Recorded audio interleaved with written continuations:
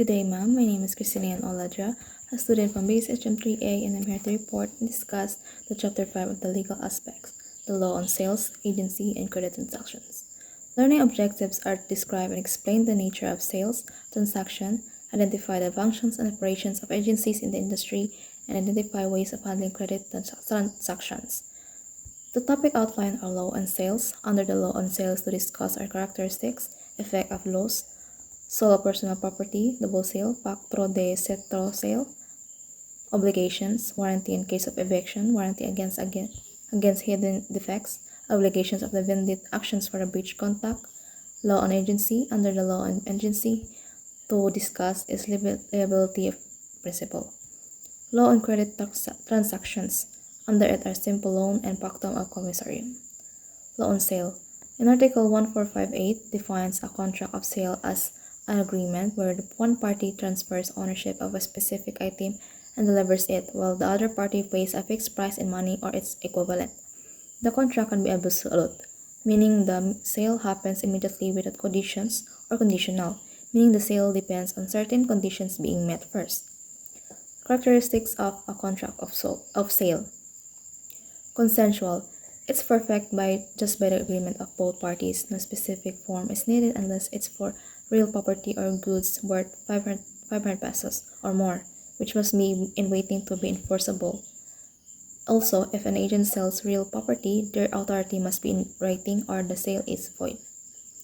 Bilateral. Both the seller and buyer have obligations to each other. The seller delivers the item and the buyer pays for it. Principle. It stands on its own and doesn't rely on another contract to be valid. On one ruse. Both parties are giving something of value. The seller provides his item and the buyer gives payment. Commutative. The value of what's being exchanged is considered equal. The item matches the worth of the payment. Nominate. It has a specific name under the law, which is sale. Transmissive of ownership.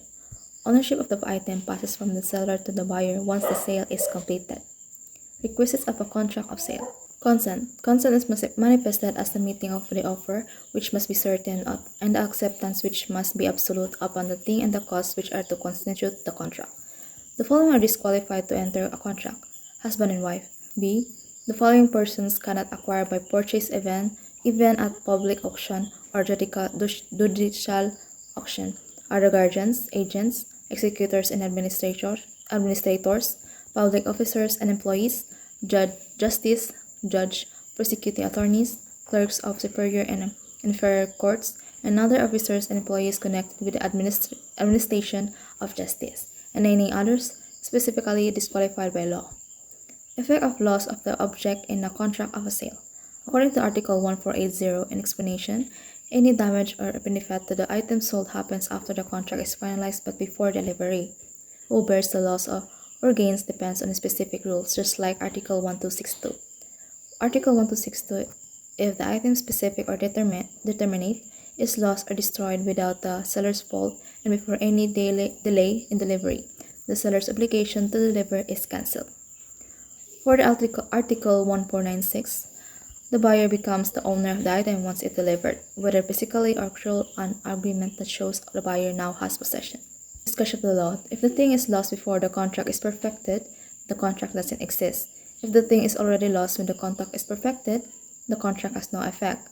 If the thing is lost after delivery, the buyer bears the loss because ownership has been transferred to them. If the thing is lost after the contract is perfected but before delivery, the seller bears the loss because ownership hasn't been transferred yet. Article 1484. In a contract of sale of personal property, the price of which is payable is in installments. The vendor may exercise any of the following remedies, except for payment of the obligation should be vendee failed to pay. Cancel the sale should be the vendee's failure to pay cover 2 or more installments. Number 3. Foreclose the chattel mortgage on the things sold if one has been constituted, should the vendee's failure to pay cover 2 or more installments. In this case, he shall have no further action against the purchaser to recover any unpaid balance of the price. Any agreement to the contrary shall be void. In order to apply for the remedies, the following requisites must occur. Number 1. Contract must be of sale. Number 2. What is sold is personal property. Number 3. The sale must be on installment plan. Double sale. Article 1544 of the Civil Code deals with the situations where the same property has been sold to different buyers. It explains who has the rightful ownership based on the type of property and the actions taken by the buyers, with good faith being the key factor. For movable property, like a car or a piece of jewelry, ownership is given to the person who first took possession of the item in good faith. This means that if both buyers were unaware of the bill sale, the one who physically received the item first becomes the rightful owner. For immovable property, such as land or building, the rule is different. Ownership goes to the person who first registers the property in the registry of property. As long as they did so in good faith, registration is crucial because it provides public notice of ownership, making it harder to fraud to occur. If the property has not been registered, the law considers who first took possession in good faith. This means specifically controlling or using the property. If no one has possession, ownership is determined by who holds the oldest title, provided they acted in good faith when acquiring it. Factor de retro sale. Article 1601 of the Civil Code refers to conventional redemption, which happens when the seller of a property reserves the right to repurchase the item after selling it. This means that even though the property has been sold, the seller and buyer have agreed that the seller can buy it back under certain conditions. Obligations of the vendor. Article 1495 states that the seller has three main obligations: to transfer ownership of the item, deliver it to the buyer, and to guarantee or warrant the item being sold. This means the seller must not only hand over the property, but also ensure that the buyer legally becomes its owner and that the item is free from hidden defects or legal issues. Article 1496 explains the buyer officially becomes the owner of the item as soon as it delivered to them. Ownership is not based on the payment of money alone, but on the actual delivery of the item. This emphasizes that delivery is the key moment when ownership changes hands. Article 1497 clarifies what delivery means.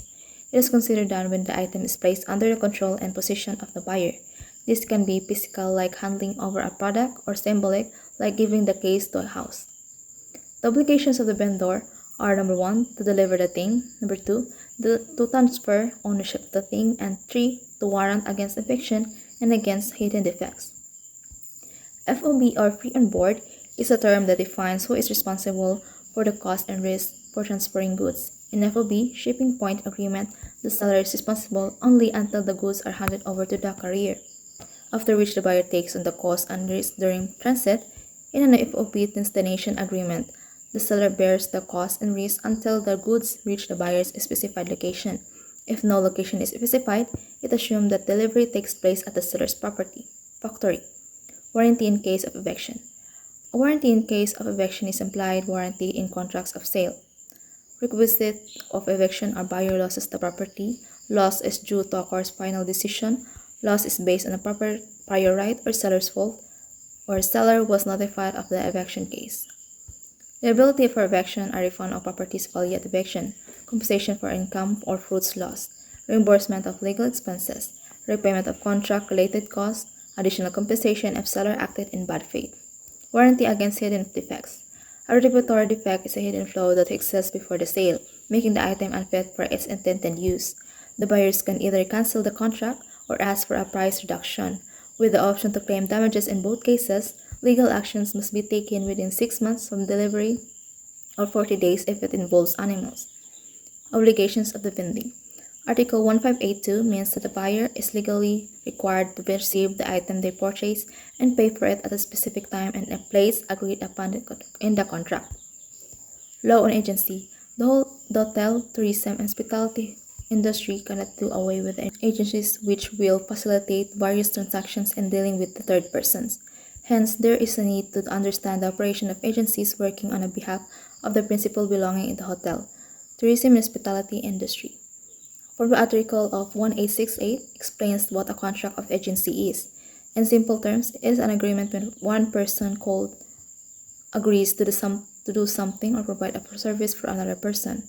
The agent acts on behalf of the principal, meaning they represent the principal in certain tasks or decisions. Liability of principal and the agent. Article 1883 talks about the situations where an agent acts in his own name instead of mentioning that he is representing someone else called the principal.